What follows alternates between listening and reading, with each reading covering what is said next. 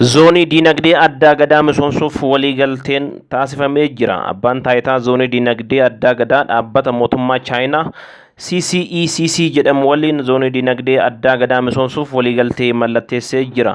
Waliigalteen abbaa taayitaa zoonii diinagdee addaa gadaa fi dhaabbata mootummaa Chaayinaa CCECC jidduutti taasifame kun waggoota 5 itti aanan keessatti lafa abbaa taayitaa zoonii diinagdee addaa gadaatiin qophaa'e hektaara 1,000 irratti giddugala loojistikii, giddugala warshaalee qophii oomishaa, al erguu paarkii industirii naannoo gabaa bilisaa fi misooma investimentii biroof oolu misoomsuuf kan raawwatame ta'uu pirezidaantiin naannoo Oromiyaa obbo Shimallis Abdiisaa ibsanii jiru.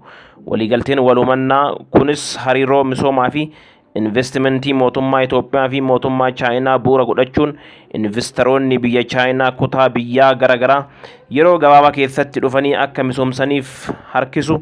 Zooniin diinagdee kun qaama China Road and Belt Initiatives akka ta'uuf kan hojjetamu ta'uu isaa pirezidaant Shimallis Abdiisaa ibsanii jiru. Zooniin diinagdee addaa gadaa investoroota waamicha sagantaa kanarratti dhufaniifis lafa hektaara 2,900 ol qopheessuun isaanii ibsamee jira. Abbaan taayitaa kun lafa hektaara 24,000 irratti labsiin kan hundaa'e yoo ta'u akka biyyaatti zoonii guddaa ta'uun isaa ibsamee jira.